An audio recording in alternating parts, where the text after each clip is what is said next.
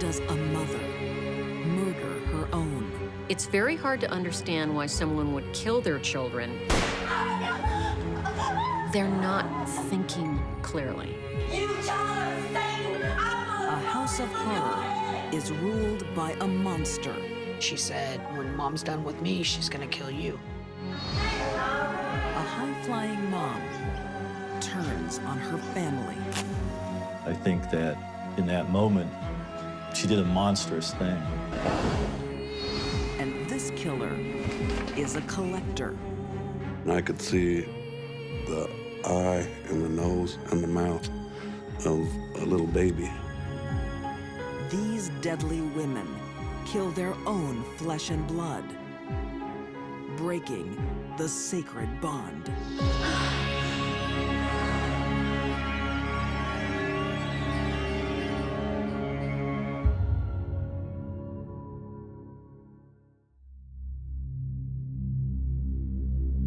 Terry Walker is a survivor.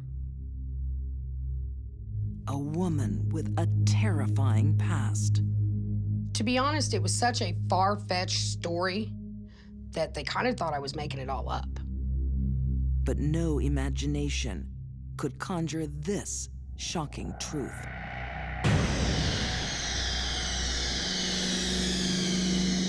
Or the identity of the killer. She was my mom.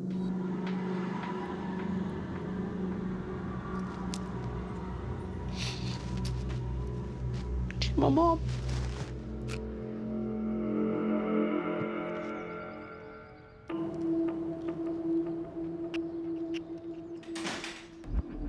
"20-year-old Susan Knorr always enters the family home with trepidation. Decided to come back, have you? Huh? And just look at you. Her younger sisters, Sheila and Terry, are on edge too. Look at this piece of crap. Shut up! My mom's personality was Jekyll and Hyde. One minute she could be the most loving person in the world, the next minute you were scared you were gonna die. You see that? And you're gonna grow up and look like her, are you? Her sense of discipline and abuse were so far out of whack that it's just unbelievable. For years, Theresa Knorr has been abusing her 3 daughters, mentally and physically. She's burned my back with cigarettes. She's put guns to my head. She's held knives to my throat, handcuffed me and beat me. Hold her, Bonnie. Theresa spares her 2 sons. They're encouraged to help the torment. She liked men, but she didn't like women at all. She was jealous of her daughters. She enjoyed controlling them, controlling the house. There was nothing in her mind but hatred, just sheer rage. And today, that rage escalates to a place it's never been before. My brother Robert was standing behind Susan, holding her back. My sister was fighting to get away. And my mom pulled the gun out and shot her.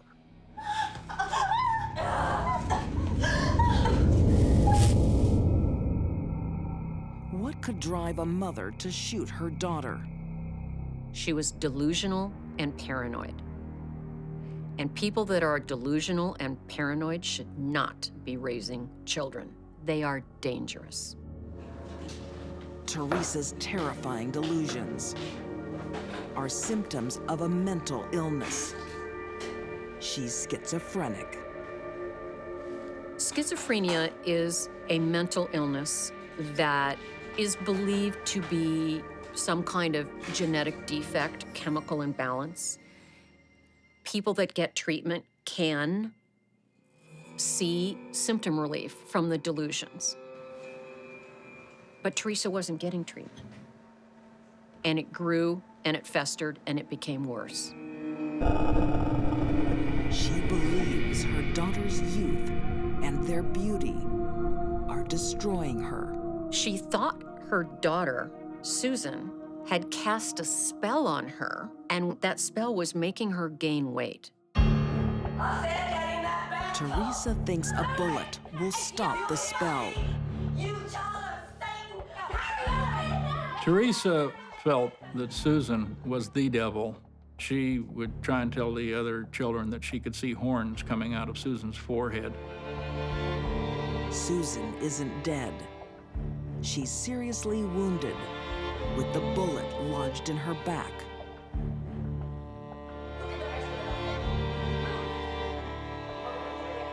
Yeah, come on. Her mother decides to let her live, Spit it out. Get it in your mouth. but no one calls a doctor. They were afraid of her. They were brought up under her violence. They weren't going to go to the authorities. In the Knorr family, a trip to the hospital is out of the question. Susan is left to recuperate in the bath for 2 weeks. The siblings are, part of them is thinking, well, better her than me. They grow up with this. They really don't understand that this isn't how life is in every household. Incredibly, Susan makes a full recovery. But she knows she must leave her abusive mother. My sister Susan would literally beg my mother, Mom, please just let me go, I'll do whatever you ask, just let me go. And my mom told her that if she let her take the bullet out of her back, that she'd let her go. The price of Susan's freedom Hold that. will be home surgery by her mother's hands. I can see it. I can see the top of it. She wanted to remove the bullet that was lodged in her back because she didn't want, at some time in the future, for this bullet to be discovered and for law enforcement to come back and arrest her. That's what. Okay. My mom heard later on her stomach, Here we go. and she pulled the bullet out of my sister's back. Hold it. Hold it. Terrence, here she comes.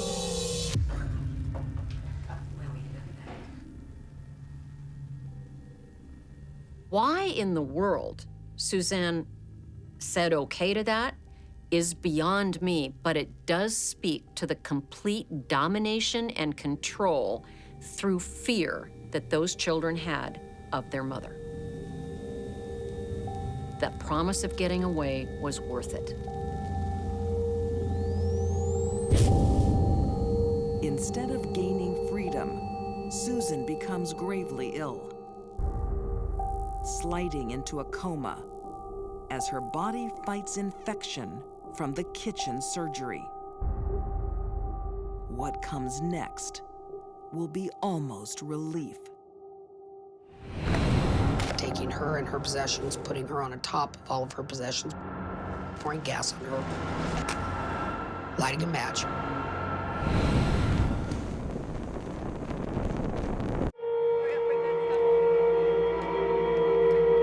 In Sacramento, California, Theresa Knorr makes her sons build a funeral pyre. Driven by schizophrenic delusions, she has already shot her daughter, then cut the bullet out. Now, she wants to burn her body. My mother thought that my sister had actually died when she pulled the bullet out of her, and that her body had been possessed by some evil spirit or a demon. In order for her to purge that evil spirit out of my sister's body had to be burned. All of her possessions and her had to be burned in order to free her soul.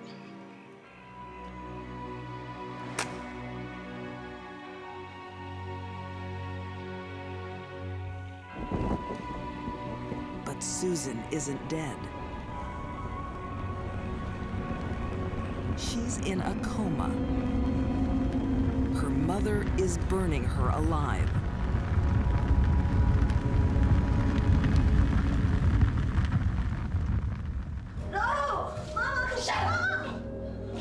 Susan gone, Theresa turns to her next eldest daughter, Sheila. She would force feed her. And if my sister wouldn't eat it all and would get so sick from being force fed, my mother would make her eat that food with the vomit in it. Crazed by violent delusions, Theresa thinks her daughters are making her ugly. Theresa's very existence as a woman was threatened by the presence of her daughters.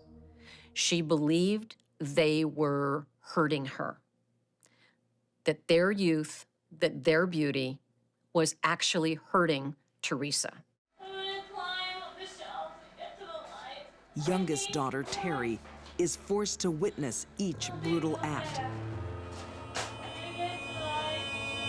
In the height of summer, Theresa locks Sheila in a closet I'm gonna get up to the light. without food or water for over a week.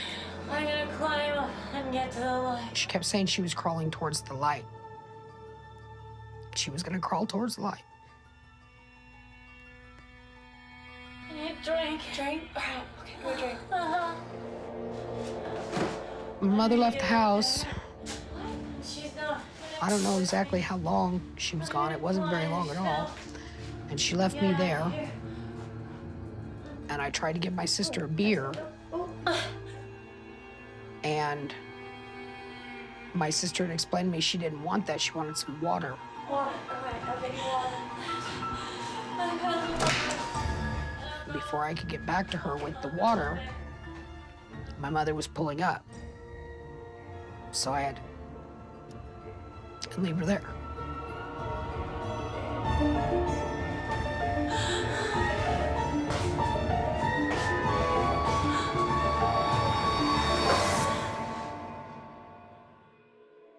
Beaten and bound, Sheila dies at just 20. Before she passes, she warns her little sister. She told me, Mom killed Susan. And Susan told me I would be next, and I am. And she said, and when Mom's done with me, she's gonna kill you. Terry finally decides to leave. She runs to authorities, but her story is so grotesque, no one believes her. I had told police officials, I had told a lawyer who went to the police in Sacramento, nobody believed me. So I was starting to doubt myself even. In time, someone began putting the pieces together. Detective John Fitzgerald has 2 unsolved murder cases that seem to confirm Terry's story. One involved a young lady that was located along the highway. She was on fire at the time. We're gonna put your sister in this box. The other case involved a young lady that approximately 1 year later was discovered about 5 miles away at the edge of a small lake, and she had been placed in a box. John Fitzgerald is my personal hero. He is the detective that kept the case open. He's the detective that ultimately came to my house and listened to me.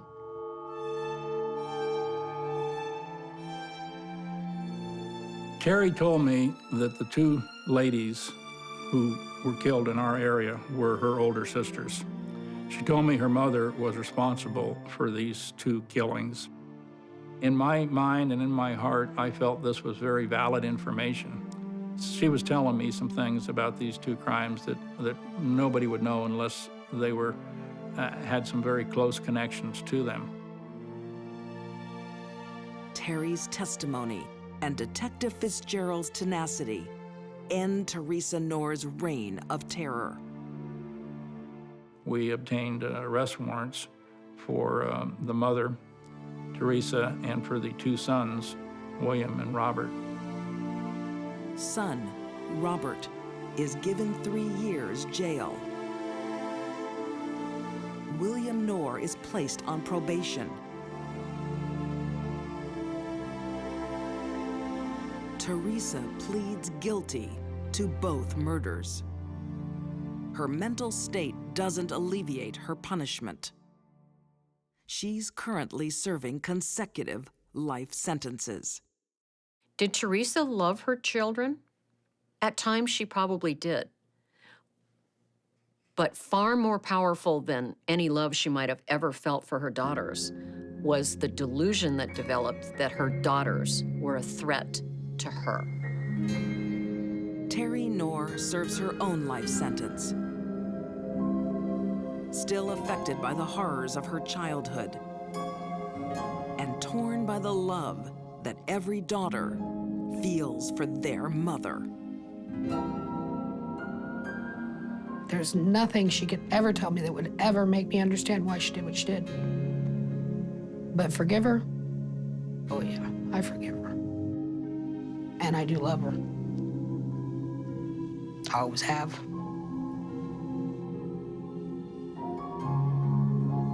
She's my mother. That's it.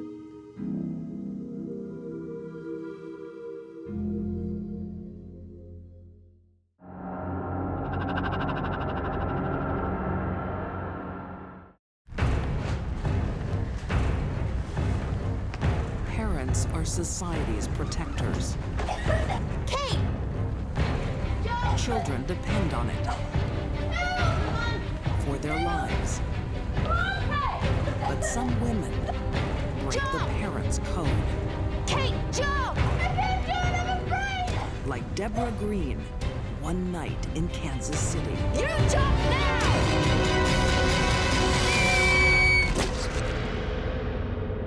The victims were children who were innocent and depended on her to take care of them. She betrayed them.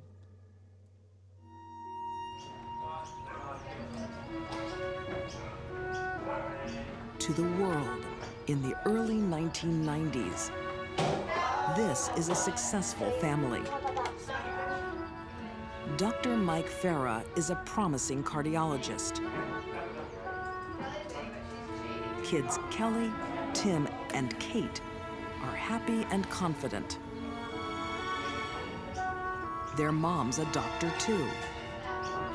Oncologist Debra Green. But beneath the surface lies danger. I think most people would look at her and see Debra Green as a successful oncologist, but she was perhaps tortured with issues involving alcohol abuse, mental illness issues, and emotional maturity issues. Debra has been a straight-A achiever all her life. But medicine demands more than just smarts. No, this is not right. Debra Green's biggest problem was Debra Green. Debra suffers severe mood swings, lashing out at colleagues and patients. Do it all over again. And when the lows hit, she turns to alcohol and narcotics to stop the pain.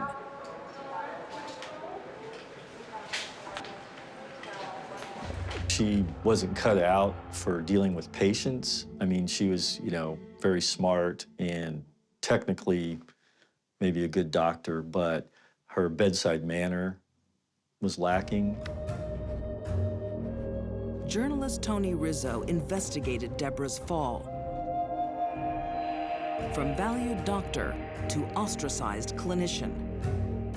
She quit actively practicing medicine. She did some work like that involved, reviewing records and things like that, but she wasn't really involved with dealing with patients. The moods and the tantrums shut Debra off from colleagues and family.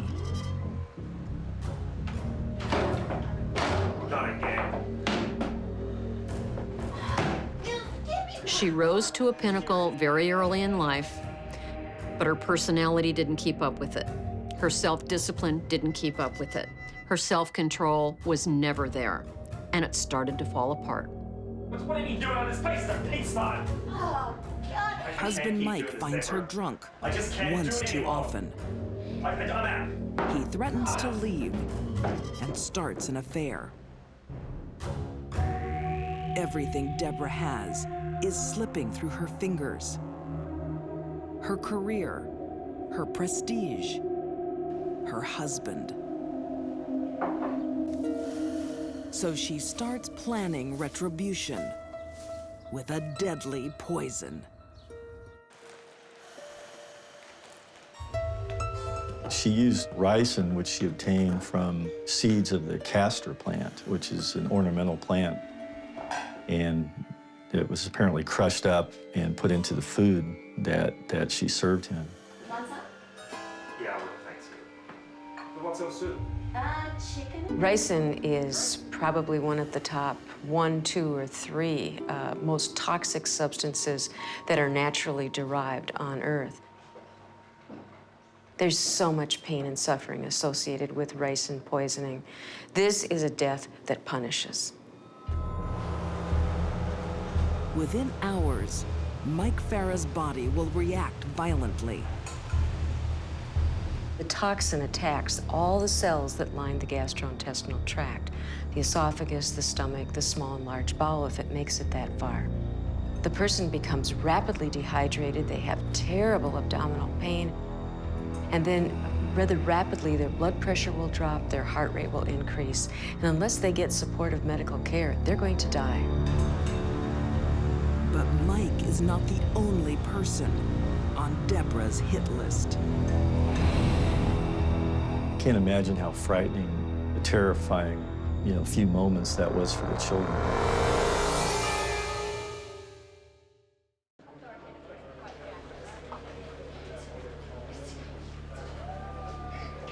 Dr. Debra Green is having a breakdown. She has a history of depression.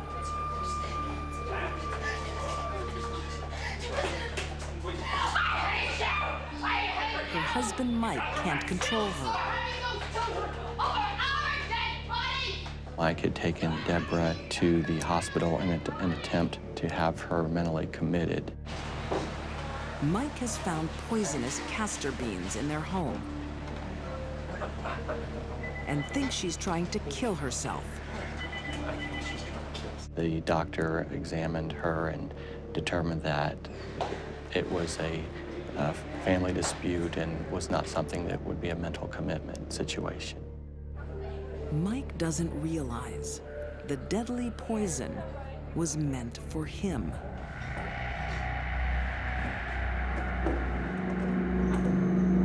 It's the reason he's been so sick lately. The dose wasn't enough to kill him. But his wife hasn't finished yet. When Michael tried to commit Debra Green at the hospital, she made a statement to him that you will get the children over our dead bodies. Exasperated by his wife's behavior, Mike moves out of the family home. But the arguments continue. At about 11:30 p.m., Debra and her husband had a heated argument over Debra's drinking and issues with caring for the children. Mike threatens to take the children, and Debra snaps. Debra's need to punish Mike superseded any love she might have ever felt, if she ever did, for her own 3 children. The best way to hurt Mike was to kill the kids.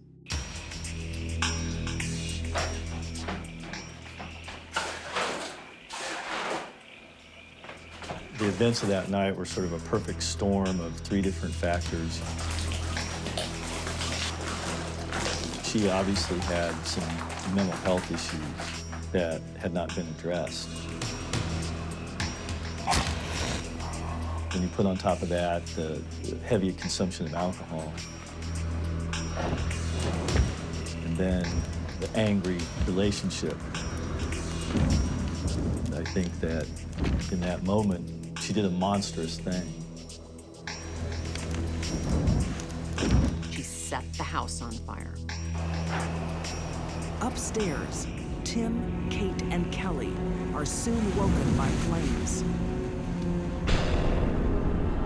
Her son, Tim, got on the intercom and asked what he should do during this fire. And Debra Green told her son to remain in his room and wait for the professionals to arrive. I can't imagine how frightening, terrifying, few moments that was for the children. Kate heads straight for the window. Kate! And makes her way onto the roof. She has a simple choice. Jump or perish. Kate, jump! I can't do it, I'm afraid! You jump now! Debra Green stepped aside and the daughter landed on the ground. It's very hard to understand why someone would kill their children, but you have to remember that the women that would think that murder's the only answer aren't thinking right to begin with. Right, it's a two-story building. It's almost completely in flames now. We need you guys Police here now. arrive, along with Mike. What's going on? What's going on? Who are you, sir? But it's too late. I've got to get the children. Please. I've got to get my kids. Lying dead in their bedrooms, where Mom told them to wait, are 13-year-old Tim and 6-year-old Kelly. One of the most gut-wrenching scenes was seeing the picture of the little girl, the 6-year-old.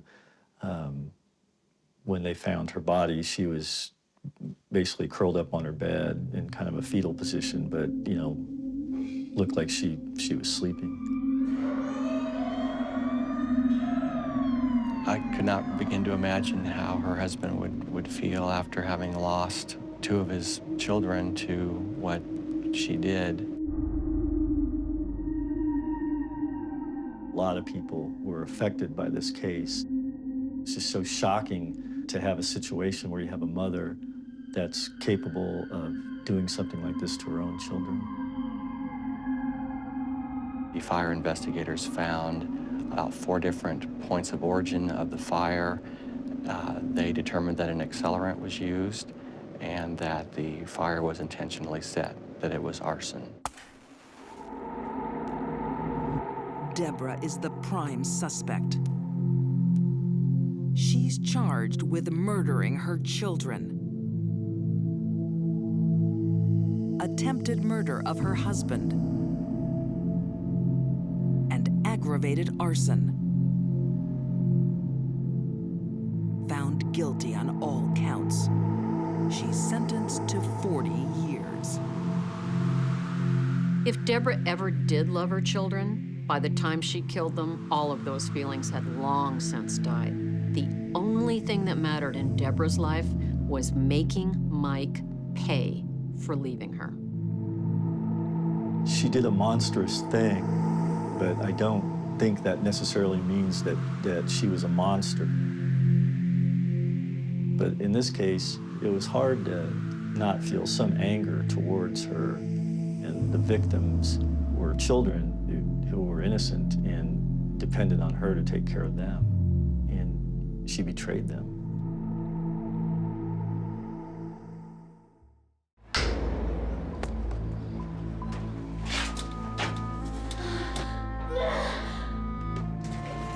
Murder can be found in the most surprising places.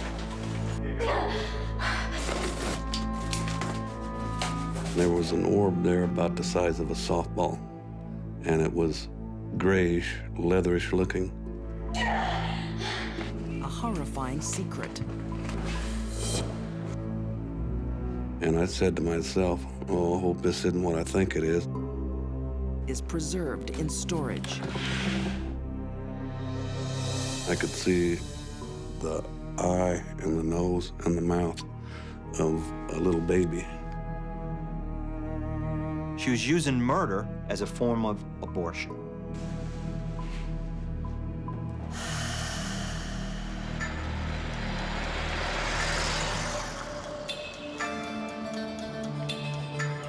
In the early 1970s, at Conneaga Lake, upstate New York, Diane Odell is a young woman giving in to her desires. The way Diane was, it was like, now I can do whatever I want because I'm free. And she did. She met the wrong guys, and she got pregnant, and all kinds of bad things happened. Diane is a headstrong go-getter who won't listen to her mother, Mabel. Mabel had no control over her. So if Diane wanted to go out at 2 o'clock in the morning and meet some guy and go for a trice in the woods, that's what she did. Diane's wild ways soon deliver consequences.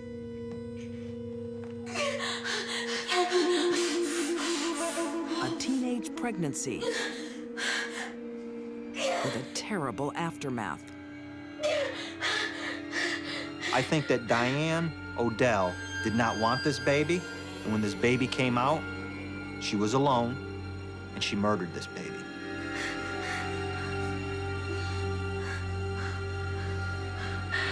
It's easier to kill a newborn baby for some women because the bond, the mother-child bond, hasn't been formed.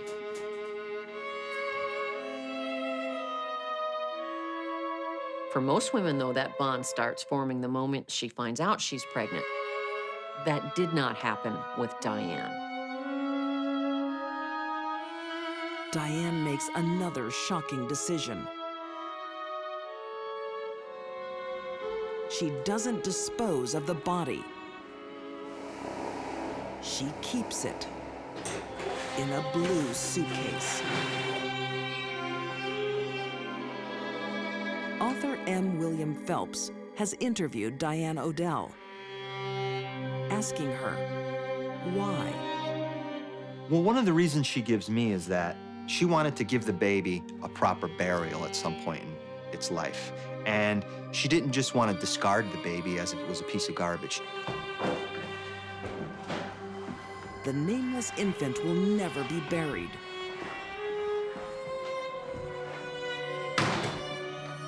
What? For the next 15 years, Diane takes the corpse wherever she goes.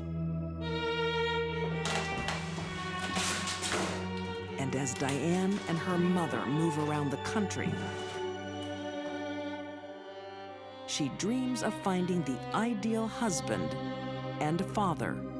She wanted a man to go out and work during her day while she stayed home with the kids. She lived in that fantasy world of the 1950s and 60s.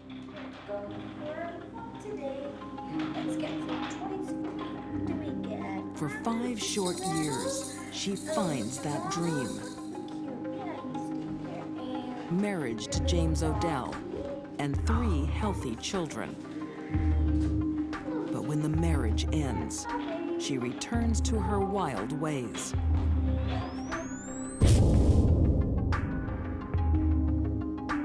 So Diane is again without a man in her life.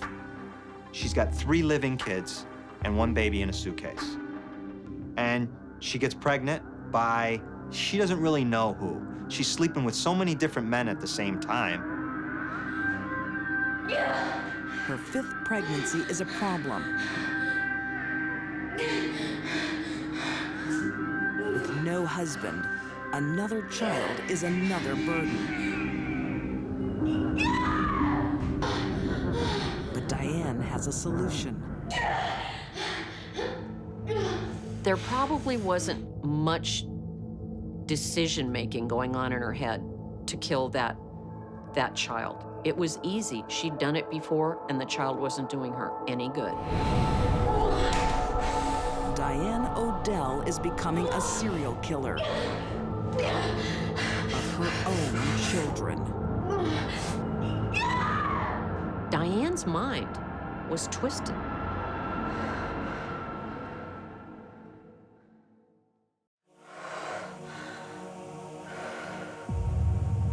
Diane Odell has her own solution to unwanted pregnancies. Murder. Smothering an infant is very easy. They can die without much effort at all. With most infants, if something is placed over their mouth or nose, their exhaled carbon dioxide is then re-inhaled in. And subsequently, the child becomes hypercarbic, which is increased carbon dioxide. Death ensues shortly thereafter.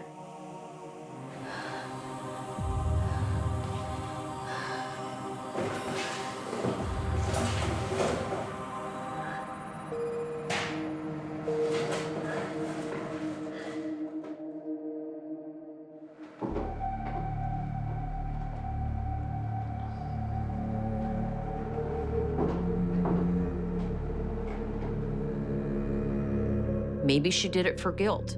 Maybe she did it because she was afraid to leave them behind, thinking they'd be found and she'd get in trouble. Maybe she did it because she could convince herself if she had them, they weren't really dead. We really don't know. Diane's mind was twisted.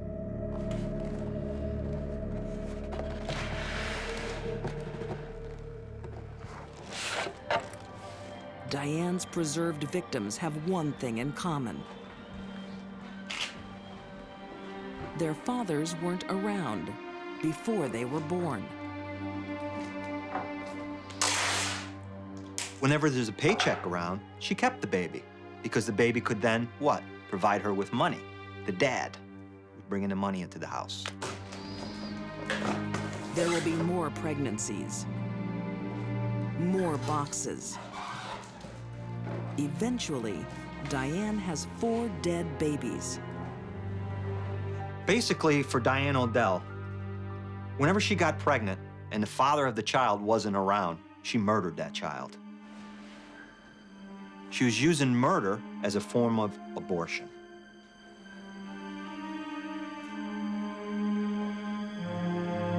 The murders only stop when Diane settles down with a new man and has 4 healthy children.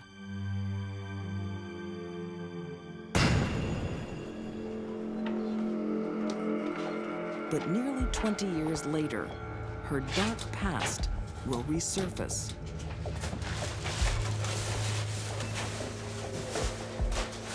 Diane has abandoned her personal possessions in an Arizona storage facility. When she doesn't pay the rent, the contents are sold. Thomas Bright thinks he's got a bargain.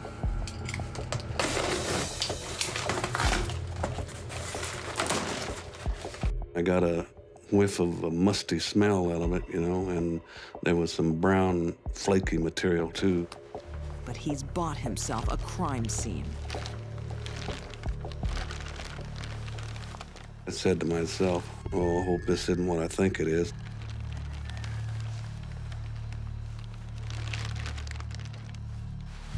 And I pushed the bag a little further apart, and I could see the eye and the nose and the mouth of a little baby.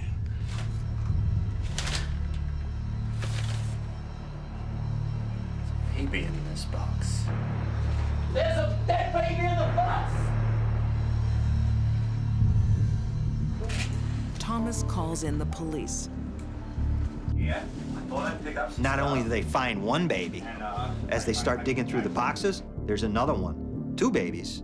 They start digging through more boxes, 3 babies.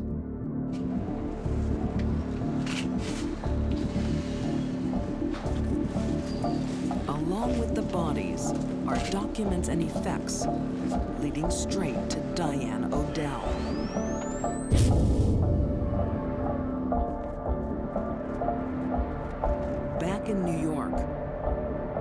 Detective Thomas Scalepi calls in Diane Odell for an extraordinary interview. She was very articulate. She was almost like a grandmotherly type. I mean, she's an older woman, middle-aged. Diane says the babies were all stillborn, and she couldn't afford a proper burial. The odds of that, 4 babies being stillborn, and 8 healthy children that we knew she had, were, to me, it was minuscule. If there was some type of foul play, I wanted to get to the bottom of it.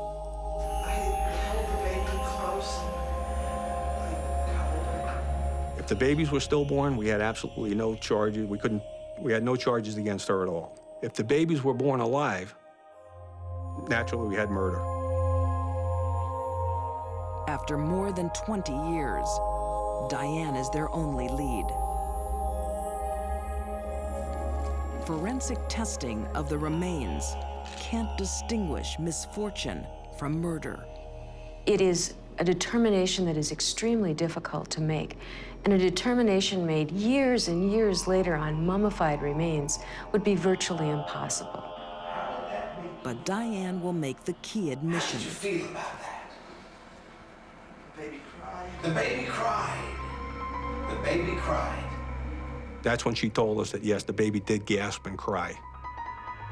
She eventually told us that all 3 babies gasped or cried. The babies cried. When they were born, they were alive. The only way they can build a case against her is if Diane Odell puts a noose around her own neck, which she just did.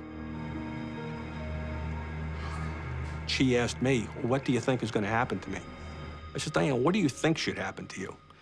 And that's when she just looked at me and she says, I think I should go to jail. Diane Odell is found guilty of 3 murders.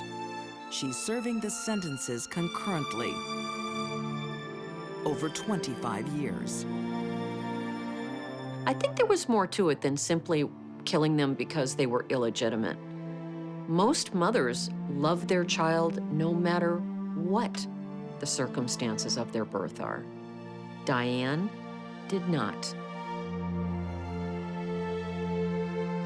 I was stunned. If you didn't want the child, give it up. There's agencies that could take the children. You don't have to kill them. Even Diane's brother, Richard, finds it hard to forgive her. I have no remorse over where she is. I was probably one of the first to applaud when I heard the verdict. She didn't deserve any mercy.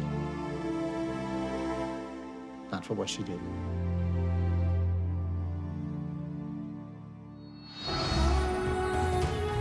There's nothing like a mother's love from these deadly women. Driven by delusions, Theresa Knorr destroyed her daughters. Debra Green slayed her children for warped revenge. And Diane Odell callously snuffed out brand new lives. They murdered the very children they gave life to, breaking the sacred bond between mother and child.